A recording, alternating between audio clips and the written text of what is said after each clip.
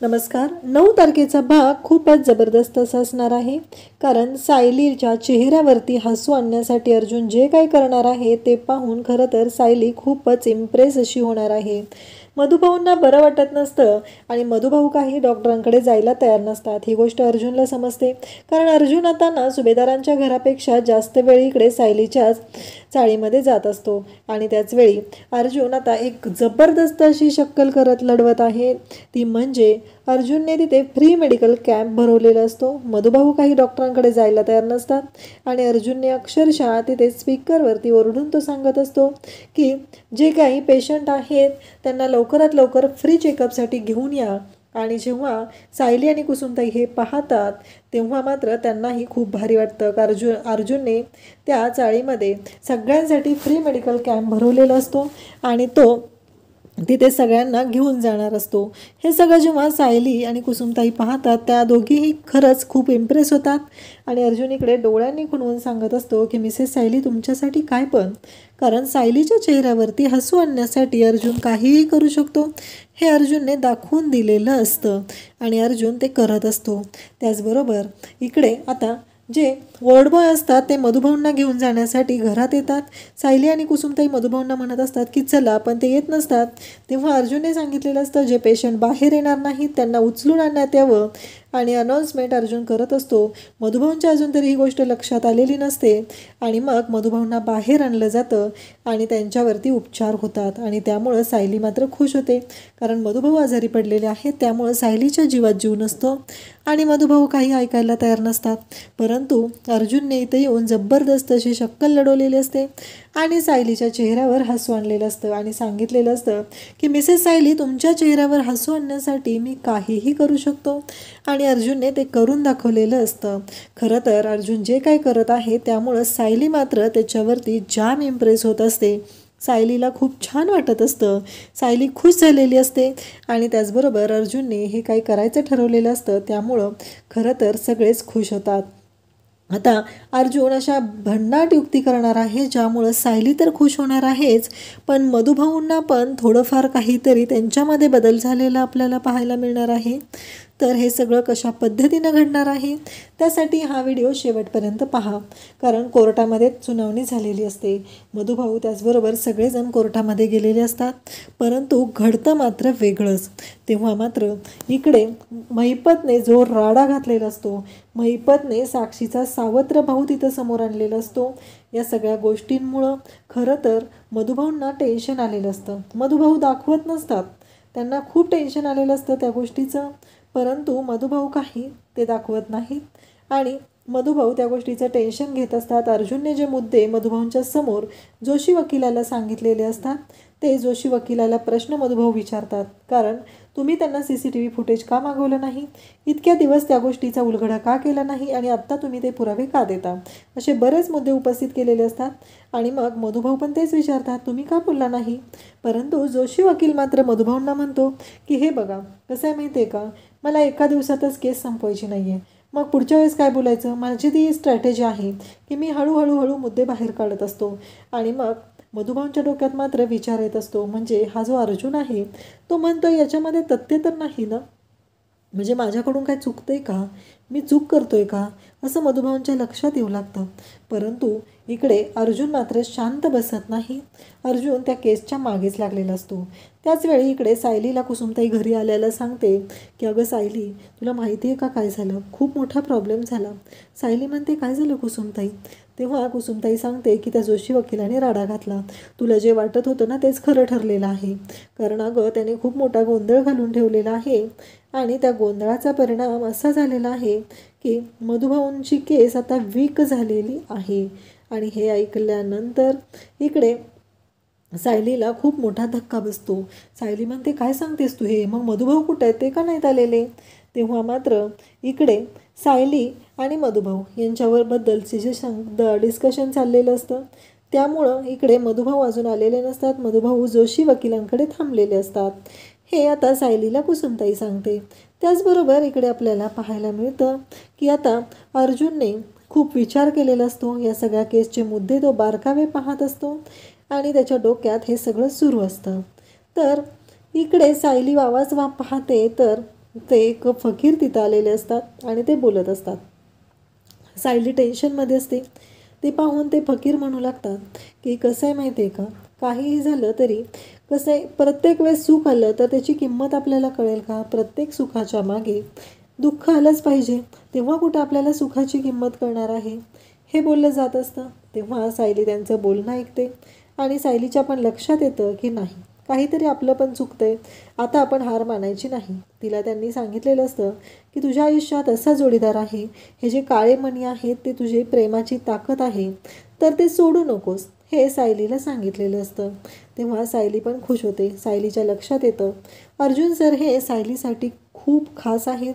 अर्जुन सरांशिवाय सायलीच्या आयुष्यात काहीही नाही, हे सायलीच्या लक्षात येतं. फक्त आता मधुभाऊंची समजूत घालणं ही खूप मोठी टास्क असते आणि मधुभाऊंची समजूत कशी घालायची हा मोठा प्रश्न अर्जुनच्या पुढे उभा असतो. काहीही झालं तरी अर्जुनला मधुभाऊंना समजून सांगायचं असतं, त्याचबरोबर त्यानंतर सुभेदारांच्या घरी सांगायचं असतं. अशा बऱ्याच गोष्टी मॅटर करत असतात. त्यामुळं अर्जुन आणि सायलीला हे सगळं कलाकलाने घ्यावं लागणार असतं. आणि त्याचबरोबर आता सायली पण टेन्शनमध्येच असते. इकडे मधुभाऊ अजून घरी आलेले नसतात. मधुभाऊ तिकडे जोशी वकिलाशी बोलत असतात आणि तो जो जोशी असतो तो खरंच खूप महामूर्ख माणूस असतो आणि त्याचं असं म्हणणं असतं की काहीही झालं तरी ह्या मधुभाऊला मी काही सुटू देणार नाही. इकडे आता सांगितलेलं असतं त्या पद्धतीनं गोष्टी घडत असतात. परंतु सायलीला आता प्रश्न पडलेला असतो की या सगळ्यातून आता बाहेर कसं पडायचं आहे. कारण ज्या गोष्टी काही घडत असतात त्या खरंच खूप विचित्र असतात. कारण जोशी वकिलाकडे केस देणं, त्यानंतर हे सगळं घडत राहणं, यामुळं सायलीलाही टेन्शन आलेलं असतं. आणि सायली म्हणालेली असते की काहीही झालं तरीही आत्ता मधुभाऊंच्या बाबतीत जे काय होत आहे त्यासाठी मला काहीतरी करावं लागणार आहे आणि हा विचार सायलीने केलेला असतो. त्याचबरोबर सायलीचं असं म्हणणं असतं की मधुभाऊ जोपर्यंत या सगळ्यातून अर्जुन सरांना सांगत नाहीत ही केस लढा, तोपर्यंत खूप अवघड होणार असतं. आता अर्जुन पुन्हा आलेला असतो. अर्जुन मधुभाऊंकडे आलेला असतो. मधुभाऊ म्हणत असतात की आत्ताच्या आत्ता तू या घरातून चालता हो, असं म्हणत मधुभाऊ अर्जुनला घराच्या बाहेर काढत असतात. परंतु सायलीला मात्र खूप वाईट वाटत असतं आणि सायली विचार करू लागलेली असते. मधुभाऊ म्हणतात की एक गोष्ट लक्षात ठेवा. मधुभाऊंना अर्जुन सांगतो की आज तुम्ही मला घराच्या बाहेर काढत आहात, पण एक दिवस असा येणार आहे की तुम्ही विश्वासाने सायलींचा हात माझ्या हातात देणार आहात आणि सायली ह्या माझ्या झालेल्या असणार आहेत. तोपर्यंत माझ्या सायलींची काळजी घ्या, एवढं कॉन्फिडेंटली अर्जुन तिथं बोलतो आणि तिथून निघून जातो. अर्जुन जेव्हा हे बोलत असतो तेव्हा सायलीला पण खूपच छान वाटतं. आता ह्या सगळ्या गोष्टी घडत असतात. या सगळ्याचं प्रेशर मधुभाऊंवरती आलेलं असतं आणि मधुभाऊंना प्रश्न पडलेला असतो की या सगळ्यातून आता काय करायचं. एकतर जोशी वकिलाने गोंधळ घातलेला आहे, त्यामुळेही मधुभाऊ डिस्टर्ब झालेले असतात. मधुभाऊ विचार करत असतात की या सगळ्यातून कसा मार्ग काढायचा आहे. कारण काहीही झालं तरीही वाटते तेवढी सोपी गोष्ट नाही. आणि मग इकडे मधुभाऊ म्हणत असतात की या सगळ्यातून काय करायचं आता. हे सगळं चालू असतानाच इकडे त्यांना टेन्शन येऊ लागतं आणि त्या सगळ्यामुळे मधुभाऊंना ताप भरतो. हे सगळं झालेलं असतं, पण आता मधुभाऊ काही कमी हट्टी नसतात. मधुभाऊ मात्र डॉक्टरांकडे जायला तयार नसतात आणि मधुभाऊंचं असं म्हणणं असतं की नाही, मला डॉक्टरांकडे जायचंच नाही, असं मधुभाऊ म्हणत असतात. आणि त्याचवेळी इकडे अर्जुन हा मात्र भयानक अशी शक्कल लढवणार असतो. कारण सायली आणि कुसुमताई यांना खूप टेन्शन आलेलं असतं. मधुभाऊंना या सगळ्यातून कसं तयार करायचं आहे या गोष्टींचा विचार त्या दोघीजणी करत असतात. परंतु मधुभाऊ ऐकायलाच तयार करत नसतात की मधुभाऊ म्हणत असतात की मी डॉक्टरांकडे येणार नाही. सायली आणि कुसुमताई दोघी समजूत घालत आहेत की मधुभाऊ असं नका करू, तुम्ही चला. मधुभाऊ ऐकायचंच नाव घेत नसतात. ते म्हणत असतात मला नाही यायचं डॉक्टरांकडे. आता कुसुमताई ही गोष्ट अर्जुनला सांगते आणि अर्जुन म्हणत असतो की थांबा, ते जर डॉक्टरांकडे यायला तयार नसतील तर आपण डॉक्टरांना तिथे आणूया. कुसुमताईने अर्जुनला फोन करून सांगितलेलं असतं. कारण आता संगीताने सांगितल्याप्रमाणे कुसुमताईने प्रत्येक गोष्ट ही जबरदस्त अशी करायची ठरवलेली असते आणि ती सज्ज होत असते. काहीही झालं तरीही अर्जुन आणि सायलीचं नातं तुटू द्यायचं नाही यासाठी. आणि मग कुसुमताई अर्जुनला फोन करून सांगते. अर्जुन मात्र म्हणतो की ठीक आहे, मी येतो, तुम्ही नका काळजी करू, मधुभाऊंवरती उपचार होणारच आहेत. इकडे सायली मात्र बिचारी टेन्शनमध्ये असते. सायलीला काही माहीत नसतं. आणि मग अचानक सायली आणि कुसुमताईच्या कानावरती आवाज येऊ लागतो, चला चला सगळ्यांनी आज इथे फ्री चेकअप कॅम्प आहे, हेल्थ कॅम्प आहे, असं तिथं सांगत असतो. आणि त्याचबरोबर अर्जुन हे सगळं अनाऊन्स करत असतो. आणि अर्जुन मधुभाऊंनी तिथे यावं यासाठी ह्या सर्व गोष्टी करत असतो. आणि मग तिथे सेटअप लावला जातो. डॉक्टर, नर्सेस, सिस्टर, त्याचबरोबर ब्रदर्स सगळे तिथे हजर झालेले असतात.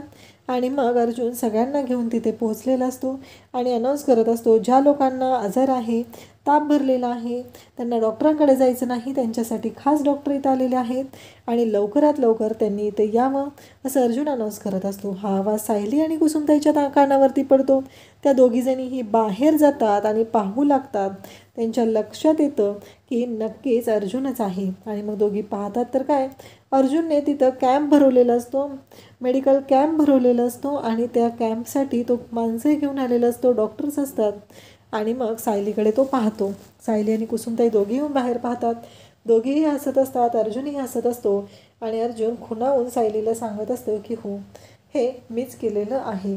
आणि त्याचबरोबर अर्जुनचं असं म्हणणं असतं की हा जो कॅम्प आहे तो मधुभाऊंसाठी आहे.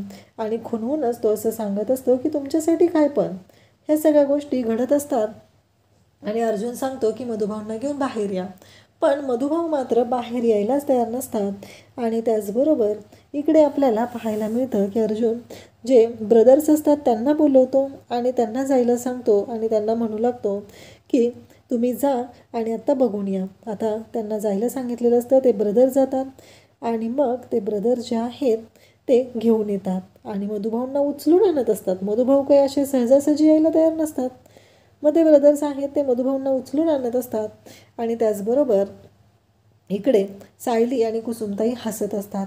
सायली आणि कुसुमताईला खरं तर भारी वाटत असतं, कारण हे सगळं जे होत असतं ते खूपच जबरदस्त असं घडत असतं. आणि अर्जुन मात्र सायलीला खुणावून सांगत असतो. मधुभाऊंना उचलून आणलं जातं, त्यांच्यावरती उपचार सुरू होतात. आणि मधुभाऊवरती हे उपचार चालू असतात. अर्जुन सायलीकडे पाहत असतो. सायलीच्या चेहऱ्यावरती गोड स्माईल असते. आणि मग अर्जुन म्हणत असतो की काहीही झालं तरी मिसेस सायली, तुमच्या चेहऱ्यावरती स्माईल आणण्यासाठी मी काहीही करू शकतो, तुमच्यासाठी काय पण, म्हणत अर्जुनने त्याच्या प्रेमाची ताकद दाखवलेली असते आणि सायलीच्या चेहऱ्यावरती स्माईल आणलेलं असतं. मधुभाऊंना चेकअपसाठी बाहेर उचलून आणलं जातं आणि मधुभाऊंचं चेकअप केलं जातं. इकडे अनाऊन्स करताना पण अर्जुन म्हणत असतो, जे पेशंट हट्टी पेशंट आहेत त्यांनाही आणा, कारण त्यांना या उपचारांची गरज आहे, असं अर्जुन म्हणत असतो. आणि मधुभाऊंना उचलून बाहेर आणलं जातं आणि तिथे स्ट्रेचरवरती तिथे त्यांच्यावरती ट्रीटमेंट सुरू होते. ह्या सर्व गोष्टी खूप भारी पद्धतीनं घडत असतात. आणि मधुभाऊ मात्र पाहत असतात. तेव्हा कुसुम आणि सायली म्हणत असते की गरजेचं आहे, चला मधुभाऊ. आणि त्याही दोघी ऐकायला तयार नसतात, कारण मधुभाऊंना खूपच ताप आलेला असतो. त्यांचा ताप घरगुती उपचारांनी कमी झालेला नसतो, कारण त्यांना एक स्ट्रेस असतो आणि त्या स्ट्रेसमुळं त्यांना तो ताप भरलेला असतो. तर अर्जुनने सायलीच्या चेहऱ्यावर स्माईल आणण्यासाठी चक्क मेडिकल कॅम्प भरवलेला आहे आणि त्याच्यामध्ये मधुभाऊंवरती उपचार केलेले आहेत. तर अर्जुनची ही भन्नाट आयडिया तुम्हाला कशी वाटली ते कमेंट करून सांगा. आणि चॅनलला नक्की सबस्क्राईब करा. त्याचबरोबर व्हिडिओला लाईक करा. थँक्यू.